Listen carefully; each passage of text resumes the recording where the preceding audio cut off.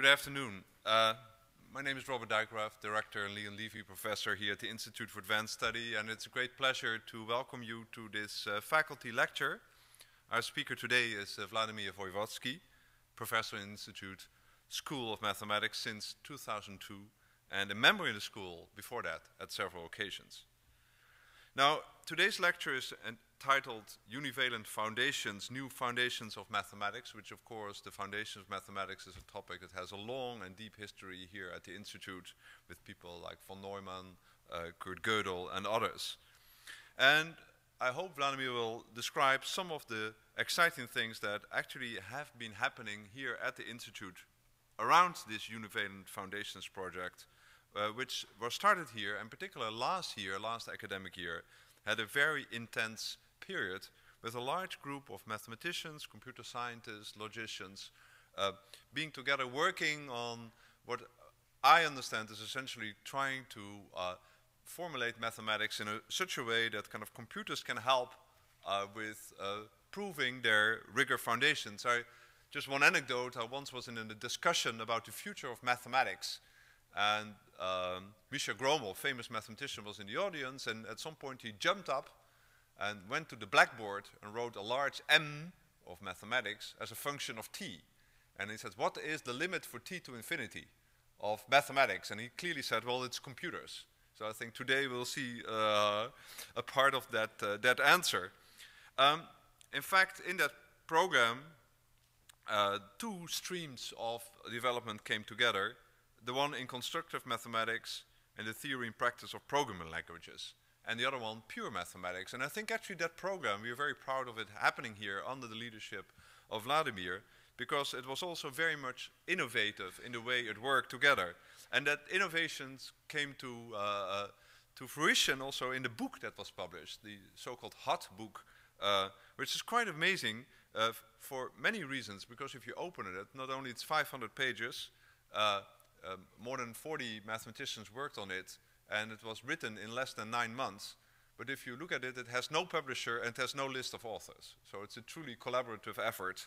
And I think it shows that, you know, even in a field of mathematics where we celebrate individual achievements, this kind of collaboration can be extremely productive.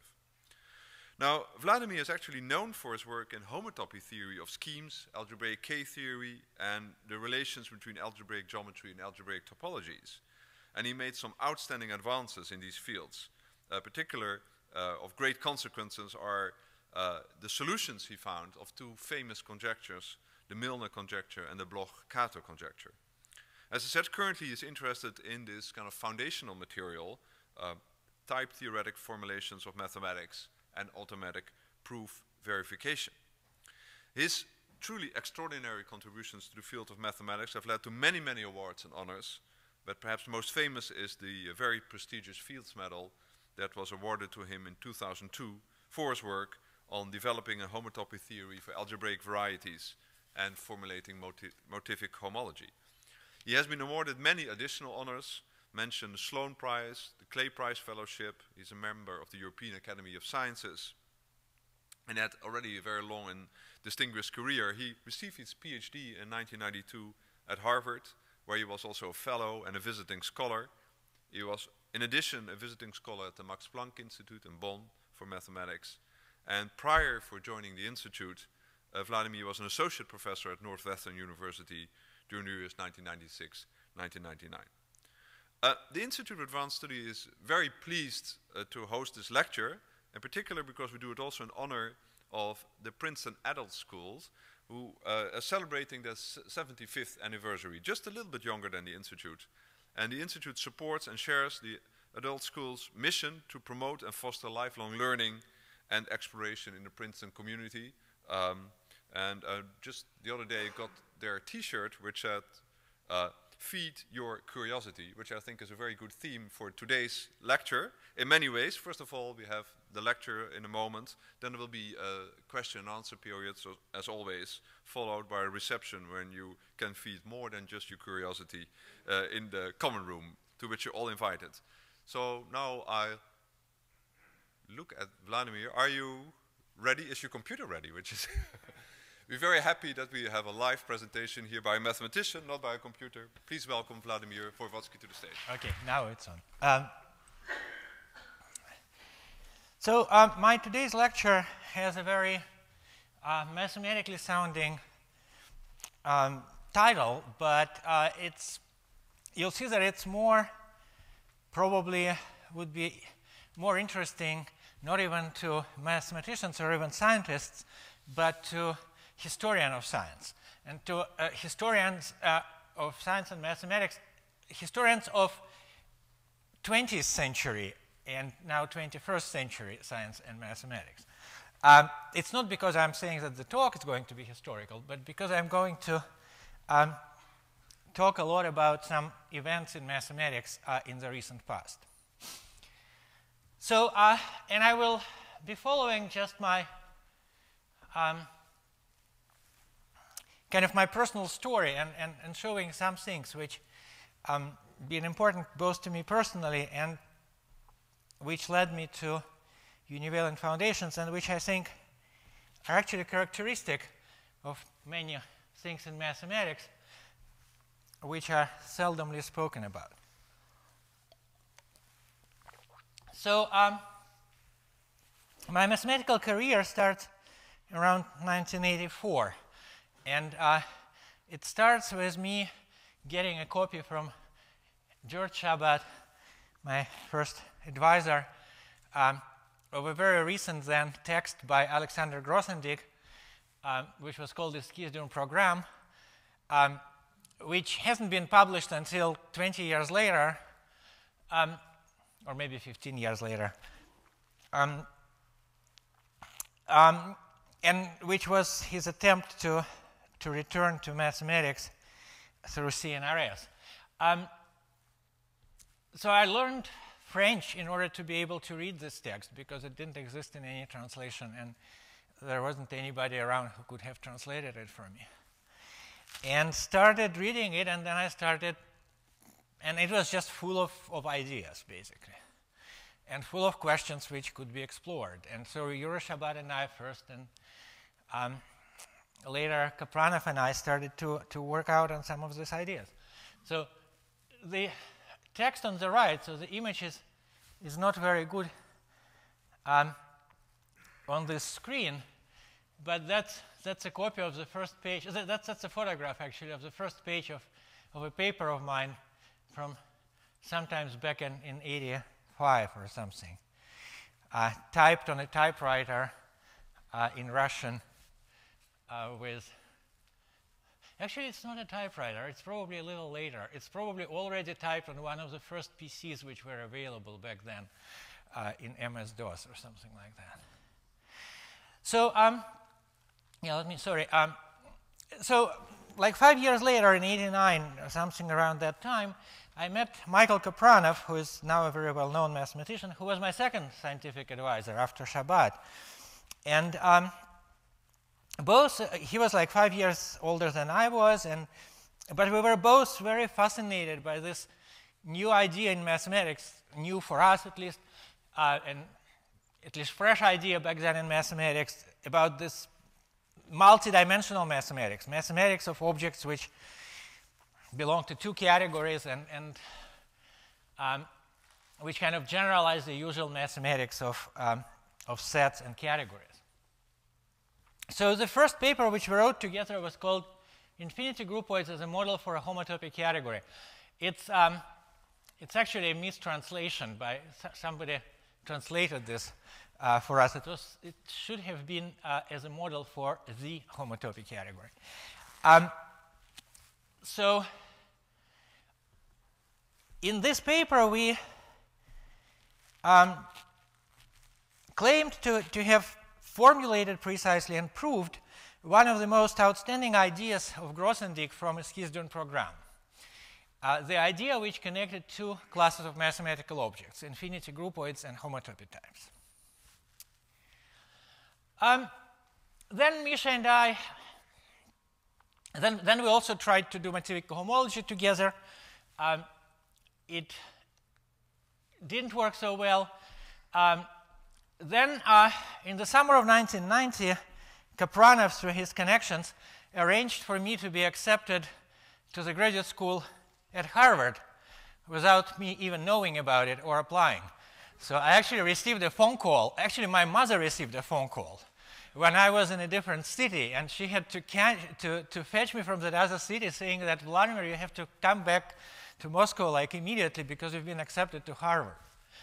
And so I came to Harvard as a grad student. Kapranov went to Cornell as a postdoc.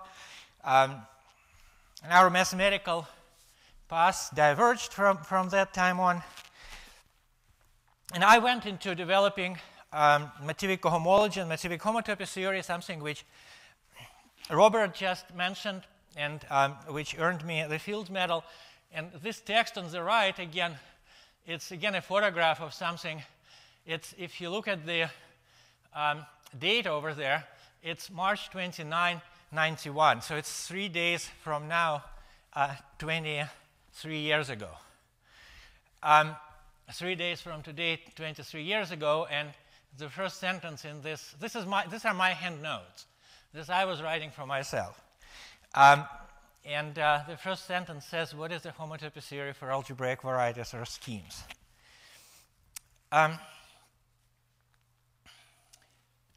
So when I entered the field of mathematic cohomology, mathematic homotopy theory hasn't existed yet, it was under kind of under a shadow, in a sense. It had a very poor reputation among mathematicians, especially in America. And it was considered to be extremely speculative and lacking firm foundation or firm results. Like a very extremely innovative paper by Spencer Bloch in 1986, it was found by Andrei Suslin, who actually became my third scientific advisor. It was found to contain a mistake in the proof of lemma 1.1. So the proof itself is one paragraph, literally one paragraph. And the paper was published, and several years have passed, or at least a couple of years have passed, before, and nobody paid attention to this proof on the first page of the paper, a one paragraph proof. Until Andrei started giving some lectures, I think, in St. Petersburg and tried to reproduce the proof by himself and failed. And this lemma was the key lemma on which everything else in the paper depended. So the whole paper became, as I say here, unsubstantiated.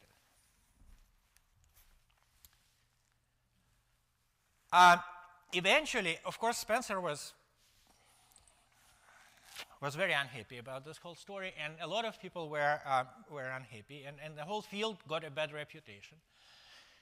And several people, I mean, Spencer in the first place, worked very, very hard trying to correct the proof because they really believed strongly in the main results of the paper. And that was a technical lemma. And he has, in the first place, succeeded. And in 1993, he published a preprint with a new proof of essentially the same lemma, which was not one paragraph, but 30 pages of very complicated arguments, and very innovative also arguments. And it took many years before that proof was accepted.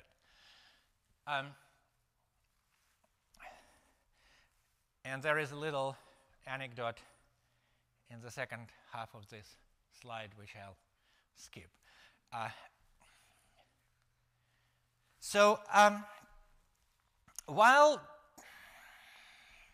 this thing with the moving lemma by Spencer was unfolding, I was succeeding in a different approach to mathematic cohomology. And and first by myself and then in collaboration with Suslin and with Friedlander, we've developed a new approach to mathematic cohomology, which went in a different, which was very, very different from Spencer's, and relied on technical results in my paper, which was called Cohomological Theory of Pressures with Transfers. which was written while I was a member here in 92, 93. I remember sitting until 4 in the morning in the housing complex with a lot of tea and writing proofs for this technical little lemmas in this paper. So, and the paper became very popular. The results of the paper are very clean. It's very, very useful for many applications. Lots of people referred to it. Lots of people used the results. It was widely read, and it was presented at different seminars. Then in 1999-2000, again at the IAS, I was giving lectures on my own work, and Pierre was taking notes, Pierre Deligne. And then when I was preparing for the next installment of my lectures, I discovered that a very important technical lemma in this cohomological preshifts with transfers paper contains a mistake. And the mistake was very, very tiny, I mean, on the first sight. But I forgot a condition that some open set has to be affine, for those who understand what it means. But the lemma in the form in which it was written and published by that time could not be salvaged, so it had to be reformulated. And fortunately, it was possible to use a weaker lemma to get all the same results in this paper, all the same results which were really important for applications. And then we've published a corrected version of it in 2006. So I got very worried after this story, because it was not something, it was clearly not an accident in a sense. It was a complicated paper, and which been read and overread and presented. And nevertheless, obviously the people who read the paper or presented the results of the paper were automatically avoiding checking precisely those parts of the paper where the mistakes were most likely to occur. So the ones which are technical and which are buried deep inside the paper.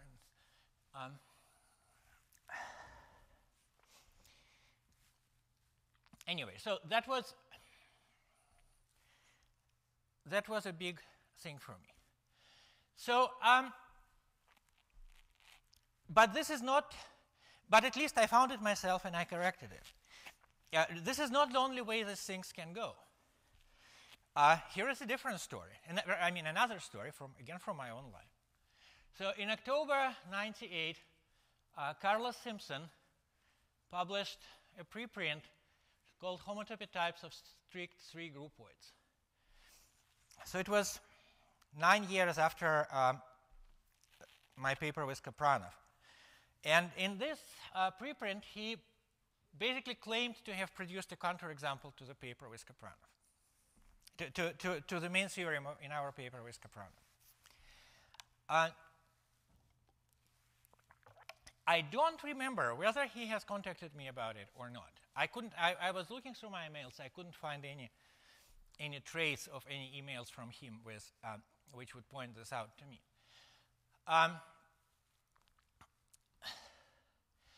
I certainly heard about it later, but I was so sure that our paper with Kapranov was correct that I have not understood that it was wrong until this fall, like a few months ago, which is 25 years after the paper was published and 16 years after the mistake in the paper was found. And it wasn't just me. I mean, the people in the field, the specialists in the field, I looked through some blog posts and so on. They basically all write things like, I think that maybe this paper by Simpson says that that paper is wrong. But there is still no recognition in the field that our paper with Kapranov is wrong. And it is like plainly wrong. I mean, the main theorem is incorrect. And what Simpson does here is provides a counterexample to the main theorem. And the main theorem is just plainly wrong. It's not that there is some gap in the proof. It's just that the main theorem is totally wrong. 25 years. And it is an important paper. We'll see that it's important in a moment. So there were at least two factors which contributed to this situation. So one factor was that Simpson constructed a counterexample, but he couldn't find where the mistake was in the paper. So he didn't really point out that particular lemma or that particular line in Kapranoff-Voevodsky arguments is wrong. He just said, look, guys, here I have a theorem which basically contradicts what they have written, and I think that I'm right and they're wrong. But that didn't impress anybody. And the bad thing is that nobody, him included, came out and challenged us on this issue.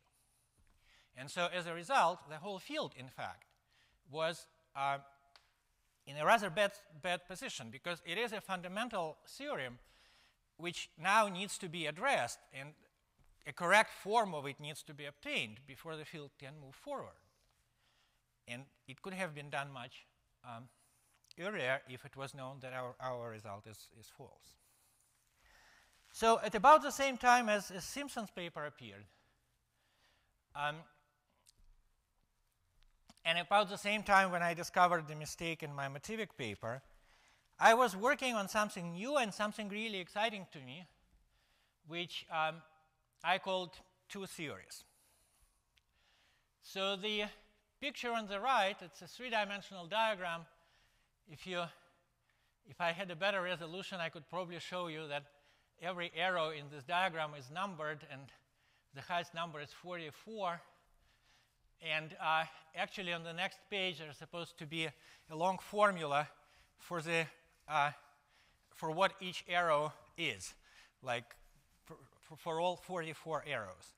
And the commutativity of this whole three-dimensional thing is the proof of some theorem in these two series. And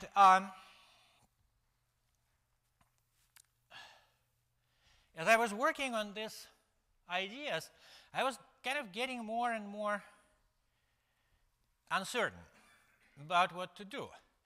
So on the one hand, the mathematics I was doing, these two theories, it was precisely the kind of new, very innovative, multidimensional mathematics which Kapranoff and I wanted to build. But precisely because it was new and innovative, it was not relying on analogies. And I didn't have an obvious way to ensure that I don't make a mistake. So what could I do? I could probably write 1,000 pages text with formulas to try to make sure that all these arguments are indeed formally correct.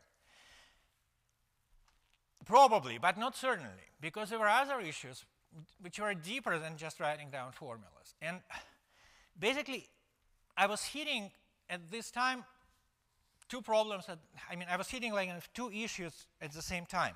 One issue is that if something is technically complicated and innovative at the same time, then it's highly unlikely that anybody would check it in detail, and it's highly likely that there might be a mistake.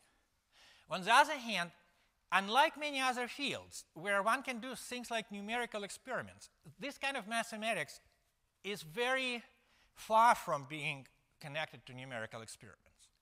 There is no way to ground oneself in doing usual computations. One has to do the reasoning right. There is no other way of ensuring that one doesn't make a mistake.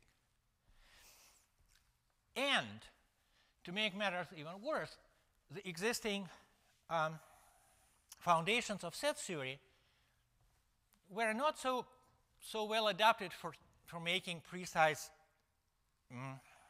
logical arguments about the kind of objects which arose in this two-series study. So, in fact, it was so bad that, as I write here, that was the point at which I stopped doing what is called curiosity-based research. Because the areas where curiosity were leading me and areas which I considered to be of value and of interest and of beauty, I didn't have tools to explore.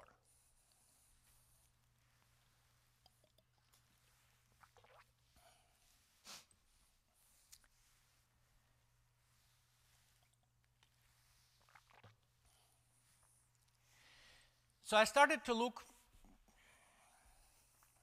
into what I could do to create such tools.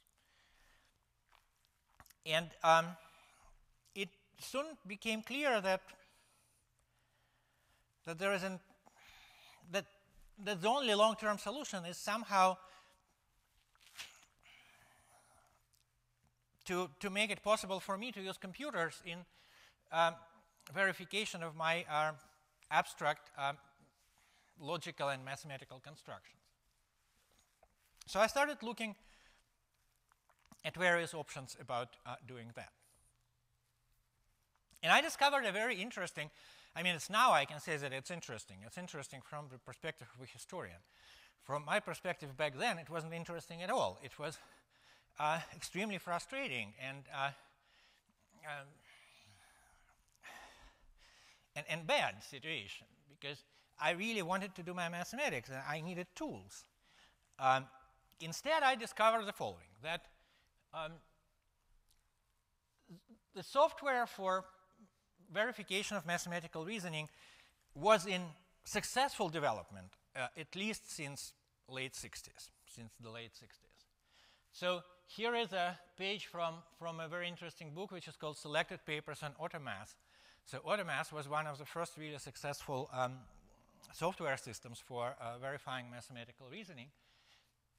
And if you look at just this first line, then half of the things which I could say or would like to say about the need for computer verification of mathematical reasoning and all my arguments, I mean, half of it is beautifully expressed there, back in whatever it was when this paper was written. The Automath itself is from '68.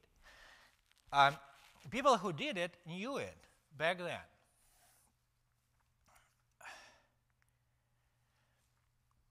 So, and however, when I started to look for a system like that in 2000, I couldn't find any. I mean, there were systems around. There were several groups developing such systems, but none of them was in any way appropriate for the kind of mathematics which I needed a system for. Moreover, when I started kind of exploring further and talking to people around, it was almost a forbidden subject by that time among mathematicians. I mean, this paragraph, I think, well reflects the situation. So if you start, it's true even now, if you start a conversation with mathematicians who haven't had such a conversation with me before about computer verification of proofs and mathematical reasoning, one of the first things which they would put out as a shield would be a Gödel's incompleteness theorem. It's impossible, because there is a Gödel's incompleteness theorem. The Gödel's incompleteness theorem has absolutely nothing to do with this. So the second thing they will say, if there are more kind of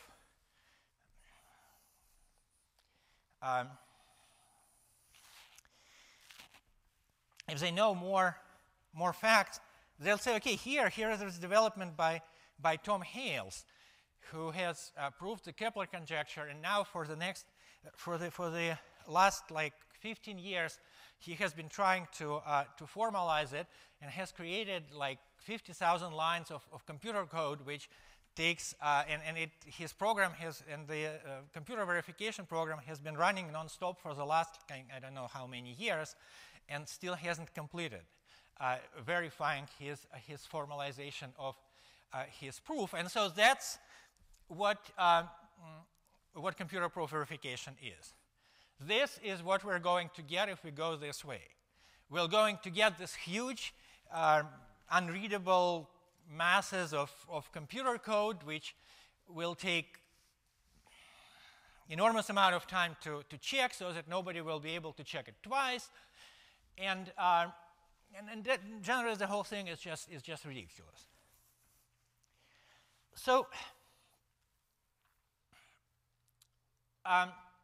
very few mathematicians actually persisted in doing something during this time in terms of computer verification, and among them, the two best known today names are Tom Hales, whom I just mentioned, and Carlos Simpson. It's the same very Simpson who found a mistake in my paper with Kapranov. In fact, after he has found that mistake, and I think in part because he couldn't convince anybody that what he found is a mistake, he started to do computer verification of mathematical reasoning, and he is now one of the leaders in that field, as in some others too.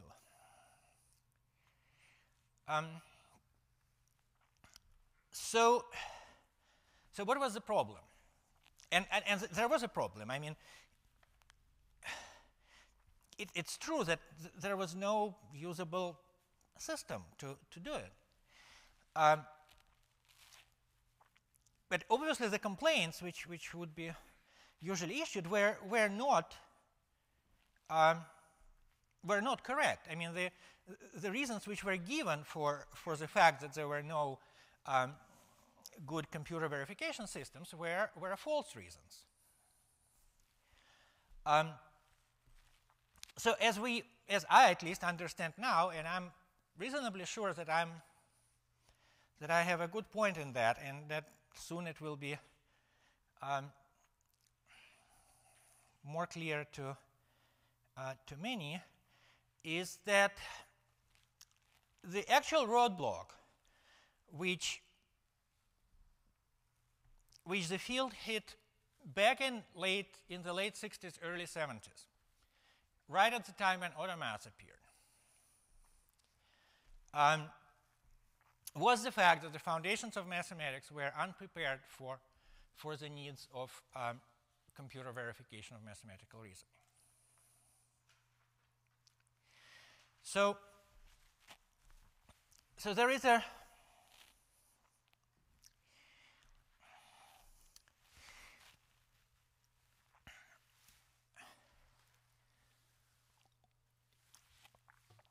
let's see. So here is what it has to do with foundations of mathematics. Computer only understands formal languages. So in order for a computer to verify mathematical reasoning, mathematical arguments, these arguments need to be written in a formal language. Now, writing mathematics in a formal language, that's precisely what foundations of mathematics, that's one of those things. Ability to encode mathematics in a formal language is precisely one of the things which foundations of mathematics are supposed to provide. That's their responsibility, foundations, to provide a way to write mathematics formally. So, and indeed, the existing foundations, which I'm going to talk about in a moment, they do provide such means. And one can use them to take one particular theorem and spend days, maybe, to write this particular theorem in the formal language of the existing foundations. So, and they are completely inadequate for actually writing things in formal language on the everyday basis. And that's what we need. We don't need some system which will verify our proofs after they're made. We need a language in which we can write our proofs as we construct them, so that they're verified at every step of the construction, so that we don't create some body of text which then turns out to be useless because there is a mistake in the first line or in the first lemma. So we need such a language which can be used for everyday work, so that we can do things with it. And the existing foundations were not good for that. And they were not good for two reasons. One reason is that they were based on languages of predicate logic. And languages of predicate logic are not practical for expressing the way human mathematicians think or build their proofs. And secondly, existing foundations could not be used to directly talk about such objects as the ones which I had to work with in my 2 series activity. So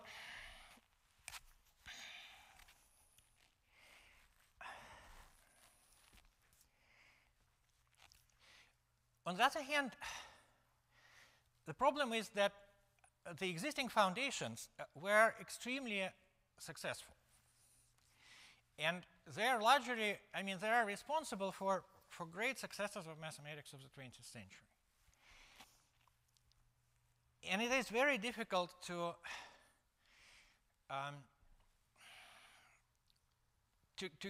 let go of something which have been holding someone for a long time and so well.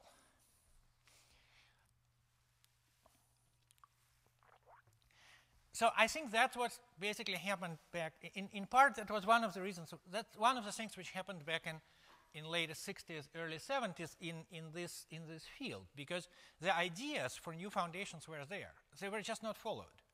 I mean, in fact, mathematicians just completely blocked themselves away from all activity in that direction.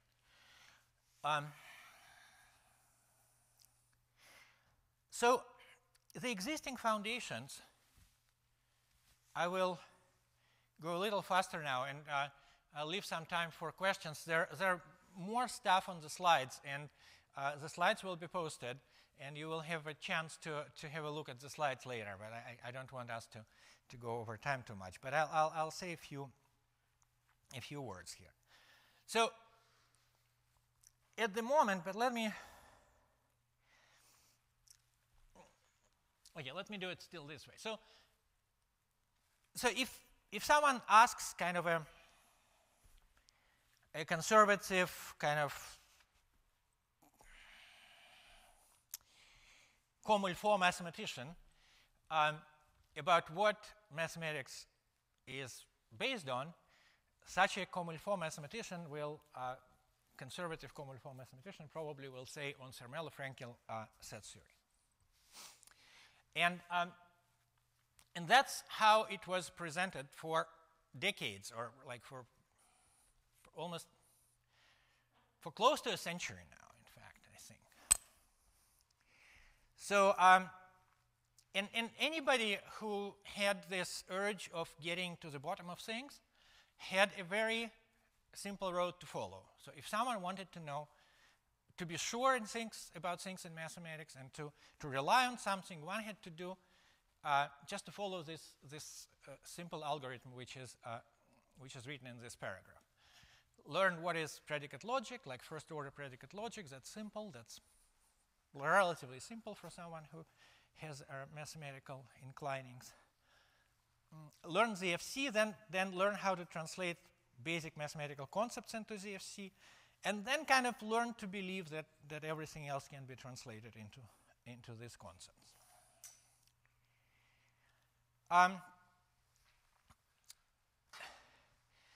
There were problems with it, and the problems with ZFC, as I say, and I mean as I think, I think that's for historians of mathematics of the 20th century to agree or disagree. But I think the first problems could be seen in the decline of Bourbaki enterprise. So Bourbaki was a group of French mathematicians who, starting in 1930s probably, I don't know their history all that well, started to write a treatise where they wanted to get a systematic exposition of all existing mathematics based on set theory. And their first books are wonderful. I learned my topology and my algebra from Bourbaki. But as they go into more contemporary fields, it becomes less interesting. And basically, by the 60s, I think, their activity was was very much in decline. Because there are many, many reasons given for that. But I would like to say that one of the major reasons was that it was felt deep. These were very honest people, very rigorous people who were writing these books. And they couldn't just pretend that everything is okay. They had to do everything honestly. And honestly, they couldn't write contemporary mathematics honestly based on ZFC. It just didn't work. And I think that's what led to this decline. So what is on the right is, so the yellow emphasis is mine. It's a program of a conference by invitation only, sponsored by Templeton, in a wonderful place in Austria, where I was invited to give a talk in 2011. And you can see that, so that's a conference in particular in foundations of mathematics. And so we had day 2 about set theoretic foundations of mathematics and day 3 about category theoretic foundations of mathematics. So at the time, like very, very recently, 2011, the picture of foundations was like that. There is set theoretic foundations, which are a golden standard. And then if somebody is unhappy with set theoretic foundations, there is this crowd of rule breakers, which, I mean, they probably were 50 years ago, well, 40, who are building new foundations. So if you're not satisfied with the old set theoretic foundations, go to these guys who are doing new foundations based on category theory. And that's how it worked. And that was a very stable system, which completely stalled development in foundations of mathematics for many years. It wasn't that problematic for mathematics actually itself, but foundations were not in a good shape.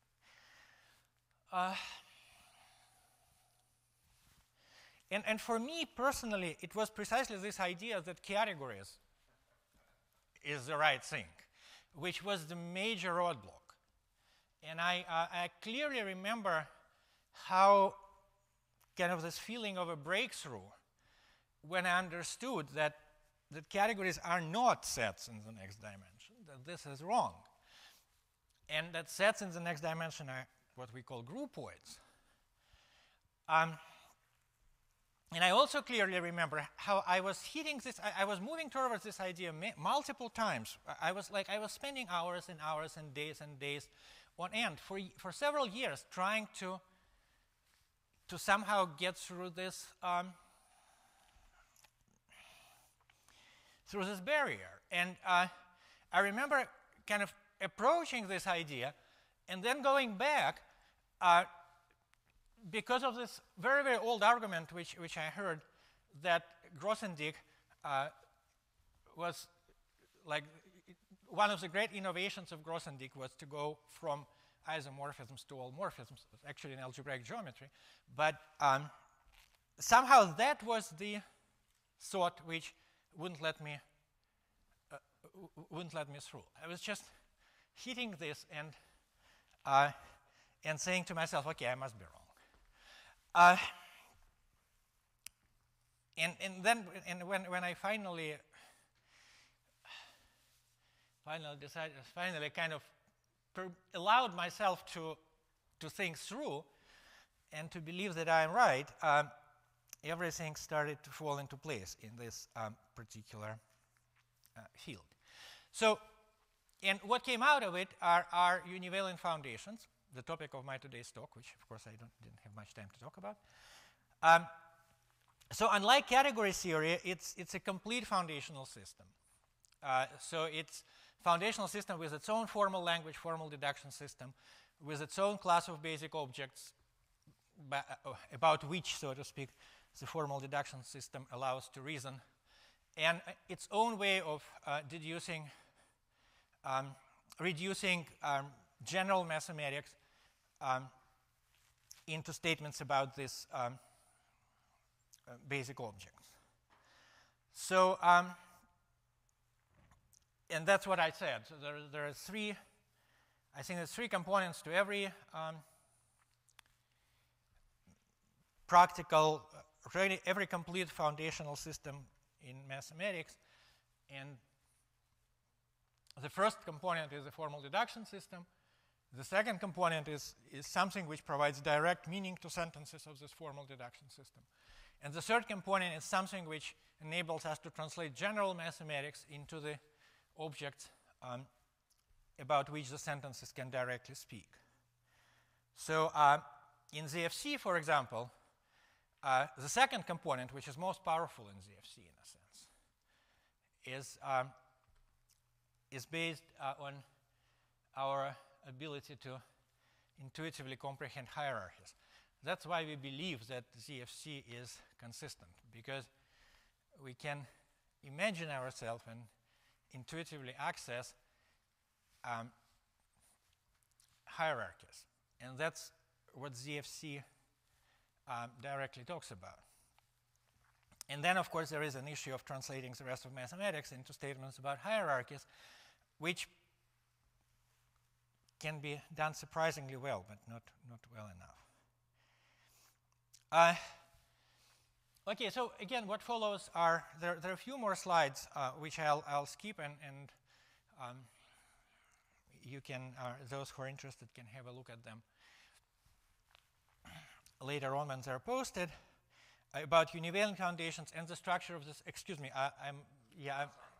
the structure of the three components of Univalent Foundations, and the names associated with this. So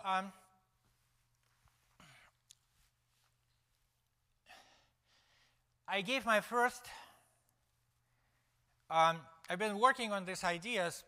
I think this kind of breakthrough that categories are wrong, that was like a major breakthrough, must have happened around 2005. And then from there on, it was more kind of creative work rather than just hitting the same wall over and over again with one's head.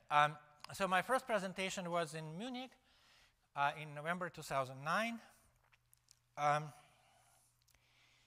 And then in the spring of 2010, I remember this faculty meeting which we had at the School of Mathematics, and we were discussing programs for the coming years, and there was 1 year free from plans, and then kind of without planning for it at all myself, I suddenly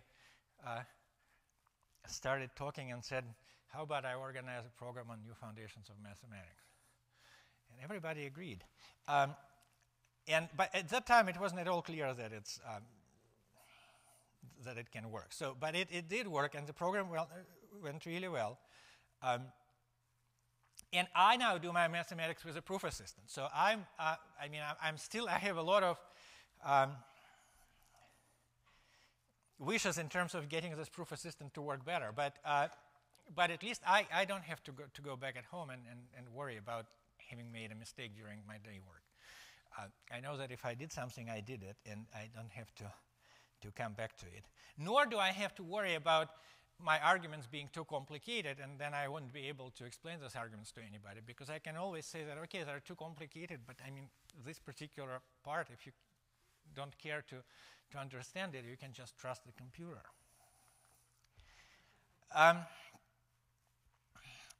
And so in a sense, I think I have some of what I was trying to get when I started this whole activity, but it's still just me and Dan Grayson, who has been also doing mathematics on a computer for the last 5 or 6 months, and a few other people. Among mathematicians, there are many people in computer science who are contributing to our program, but most mathematicians are still not, still don't believe that it's a good idea. And I think that's very wrong. And to finish, I would like to thank all of those who are trying to understand the ideas of Univalent Foundations, and who are developing these ideas, and who are trying to communicate these ideas to others. And I know that it is difficult. Thank you.